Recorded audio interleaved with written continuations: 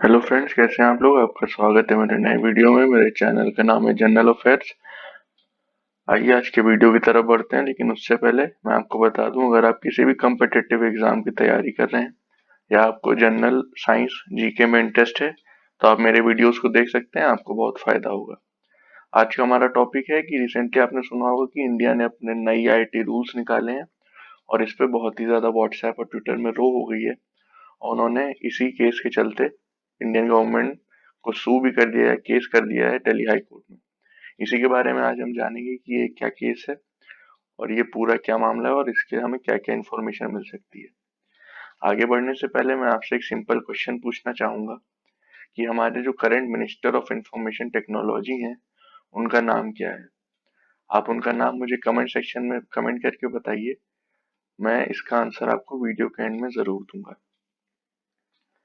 ये आप देख सकते हैं रिसेंटली जो न्यूज आई है उसमें क्या क्या social media platforms, OTT platforms और डिजिटल न्यूज को करने के लिए बोला गया है।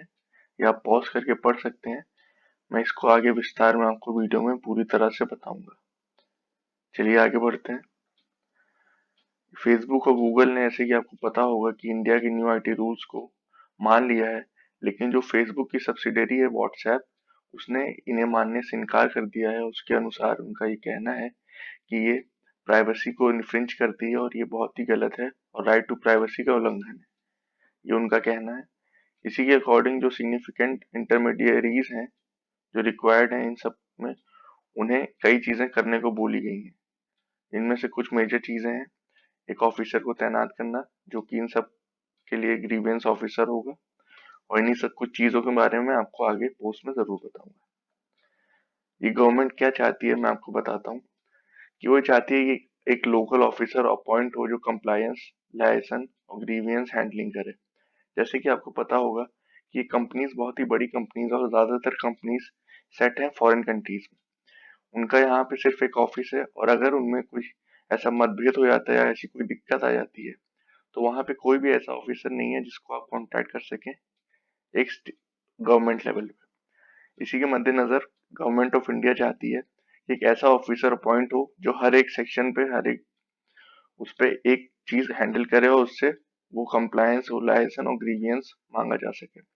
कुछ ऐसे इवेंट्स पहले भी हो चुके हैं, जैसे कि ब्राजील में फेसबुक के वाइस प्रेसिडेंट अरेस्ट हो गए थे क्योंकि उन्होंने व्हाट्सएप मैसेजेस जो एक ड्रग डीलर्स और उनके कस्टमर्स के बीच हो रहा थे उनको प्रोवाइड करने से गवर्नमेंट को मना कर दिया था। और इंडिया में भी अगर हम देखें रिसेंटली तो अजीत मोहन जो एफबी यानी फेसबुक के मैनेजिंग डायरेक्टर थे, वो एक नेम पिटीशन में उनका नाम आया था सुप्रीम कोर्ट की, जो कि दिल्ली राइट्स 2020 से रिलेटेड थी क्योंकि उन्होंने फेसबुक में जिम्मेदारी लेने से मना कर दिया था। ये आप देख सकते हैं इसमें गवर्नमेंट और सोशल मीडिया कंपनीज के बीच एक खींचातान अक्सर चलती रही है और इसी की वजह से ये नए रूल्स काफी आजकल चर्चा में भी हैं। इसी में दूसरा आप देख सकते हैं कि जो ब्रेक इंक्रिप्शन या एंड टू एंड इंक्रिप्शन का जो बात है, उसको भी उन्होंने कहा है कि अगर कोई चीजें जरूरत पड़े तो हमें ये मैसेजेस प्रोवाइड करे जाएं। ये गवर्नमेंट का कहना है। इसी पे सबसे ज्यादा परेशानी या आप कह सकते हैं जो चिंता का विषय बना हुआ है, वो व्हाट्सएप का कहना है कि वो एंड टू एंड इंक्रिप्शन है और ये राइट टू प्राइवेसी और कस्टमर की प्राइवेसी को बहुत ज्यादा अफेक्ट करता है। इसकी वजह से अगर हम ये चीजें प्रोवाइड करना शुरू कर देंगे तो हमारे कस्टमर की प्राइवेसी इन्फ्रिंज हो जाएगी। ऐसे ही जो गवर्नमेंट ने मांगा है उसमें उनका ये भी कहना है कि उनको खाली ऐसे क्राइम्स में एंड टू एंड इंक्रिप्शन खत्म करने की जरूरत मांगी है जिसमें या तो सेक्सुअली ऑफेंडर हो या फिर वो जो क्राइम हो वो नेशनल सिक्योरिटी के लेवल का हो। इसी के साथ जो तीसरी चीज गवर्नमेंट ने कही है, उन्होंने ये कहा है कि वो एआई मॉनिटर को यूज करें ऑब्जेक्शनल टर्म्स में। ये बहुत सी सोशल मीडिया कंपनीज प्लेटफॉर्म्स करते हुए आ रहे हैं, लेकिन इसको गवर्नमेंट ने हरी झंडी दे दी है। अब ये एआई मॉनिटरिंग क्या होती है, जैसे कोई ऑब्जेक्शनेबल टर्म या कोई ऐसी चीज सोशल मीडिया प्लेटफॉर्म पे फ्लैग हो जाए जो कि नहीं होना चाहिए, तो ये ऑटोमेटिकली आर्टिफिशियल इंटेलिजेंस से उसको समझकर सिस्टम अपने आप ही हटा देता है। आपने रिसेंटली सुना होगा कि कोई एक पर्टिकुलर टर्म पे कई सारे ट्वीट्स डिलीट होते जा रहे हैं अपने आप, यही एआई होता है। अब आप समझ सकते हैं ये एंड टू एंड एन्क्रिप्शन क्या होता है। जैसे कि मैं आपको बता दूं, अगर आप किसी भी मैसेज से हेलो करते हैं तो वो जो मैसेज है वो जब सर्वर में जाता है तो उसको एक कोड वर्ड मिल जाता है। वो कुछ भी हो सकता है लेकिन वो एग्जैक्ट सेम मैसेज नहीं होता, जिससे कि जो कंपनी है या जो सर्विस प्रोवाइडर है वो उसको समझ नहीं सकता। और जब वो मैसेज सेंड हो जाता है तो वो डिक्रिप्ट हो जाता है और फिर से हेलो में कन्वर्ट हो जा सकता है। ये आप देख सकते हैं यहाँ पे, ये बीच का कोड होता है, ये कंपनी को मिलता है, जिससे कंपनी पता नहीं लगा सकती कि मैसेज में क्या भेजा जा रहा है। इसी को हम लोग एंड टू एंड इंक्रिप्शन कहते हैं। चलिए आगे बढ़ते हैं। अब फरवरी 2021 में जो सेंट्रल गवर्नमेंट है उसने ये कहा था कि जो आईटी एक्ट है रिसेंटली, उसको सारी कंपनीज को मानना पड़ेगा। और इसी में जो section 79 of the IT act है उसमें ये कहा गया है कि जितने भी इंटरमीडियरीज हैं, जो कंपनीज हैं, उनको जो अपना सारा थर्ड पार्टी डाटा अवेलेबल है उसकी जिम्मेदारी लेनी होगी। अब तक क्या होता था, ये जो कंपनीज हैं ये इन पे प्लेटफॉर्म पे जो भी जैसे कोई वीडियो है या कोई पोस्ट है उनकी जिम्मेदारी इनके द्वारा नहीं ली जा सकती थी। मैं आपको एक एग्जांपल के थ्रू बताता हूँ। जैसे फेसबुक हो गया या ट्विटर हो गया, अगर उस पर कोई वीडियो आई या कोई पोस्ट आया और वो इंफॉर्मेशन इन्वेस्टिगेशन के पास पता चला कि भ्रामक है या वो कॉज कर रही है कुछ डिस्टरबेंस, तो उसके लिए ये कंपनी जिम्मेदार नहीं होती थी। इसकी वजह से ये पता भी नहीं चल पाता था कि ये कहाँ से आया है, और कंपनीज लायबल ना होने के कारण इन पर कोई एक्शन नहीं लिया जा सकता था।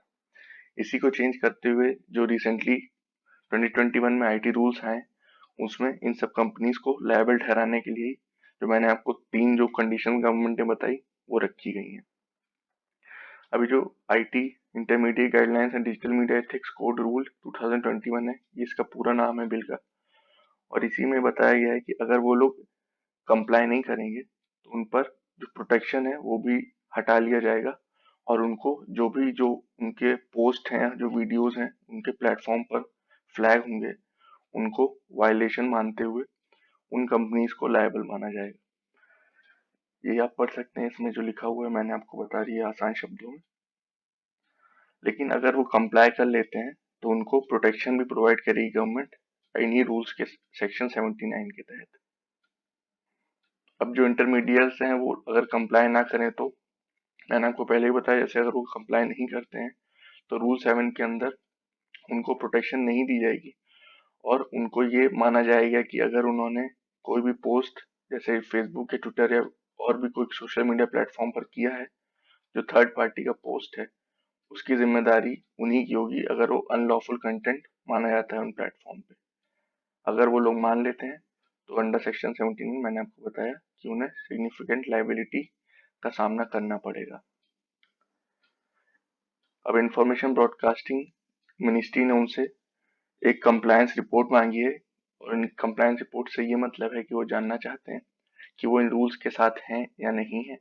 अगर हैं तो भी और नहीं है तो भी, तो 15 दिन में उनको ये बताना होगा। ये जो रूल्स रिसेंटली आए हैं इसमें 2021 के, इसमें पहली बार सारे डिजिटल मीडिया को एक गवर्नमेंट मॉनिटरिंग के अंदर रखा गया है। ये इमरजेंसी पावर देती है मिनिस्ट्री को कोई भी कंटेंट ब्लॉक करने के लिए, और प्लेटफॉर्म को प्रोवाइड करती है 3 टायर ग्रीवेंस, जिससे कि वो अपने कंप्लेंट लिखा सके। अब ये एक सेंसिटिव इशू माना जा रहा है क्योंकि कई जो सोशल मीडिया प्लेटफॉर्म्स हैं वो इसे इन्फ्रिंज कह रहे हैं, या आप कह सकते हैं उनका ये कहना है कि राइट टू प्राइवेसी का उल्लंघन है। वहीं गवर्नमेंट ये कह रही है कि ये आजकल की नीड है, आजकल के हालातों को देखते हुए जो भ्रामक जानकारियां सोशल मीडिया पर जो फेक न्यूज फैलाई जाती है उसको नजर में रखते हुए ये नए रूल्स बहुत ही जरूरी हैं। आपका क्या मानना है मुझे कमेंट सेक्शन में जरूर कमेंट करके बताइए। अगर आपको और अच्छे से जानना है तो आप मुझे बताएं, मैं इस पे एक अलग से वीडियो लाऊंगा। मैंने बहुत ही शॉर्ट और सिंपल टर्म्स में आपको समझाने की कोशिश करी है, और मैं अपने क्वेश्चन का आंसर दे दूं तो रविशंकर प्रसाद हैं, वो इंफॉर्मेशन एंड टेक्नोलॉजी मिनिस्टर हैं। वहीं इंफॉर्मेशन एंड ब्रॉडकास्टिंग मिनिस्टर हैं वो मिस्टर प्रकाश जावड़ेकर जी। अगर आपको वीडियो पसंद आई तो इसे लाइक करें, कमेंट करें, शेयर करें, चैनल को सब्सक्राइब करें, और नीचे गए टेलीग्राम लिंक पे आप मेरे चैनल का टेलीग्राम पेज ज्वाइन कर सकते हैं, जिससे आपको पीडीएफ और लिंक वीडियो के सबसे पहले मिलेंगे। Thank you guys for watching. ये है जनरल अफेयर्स। जय हिंद।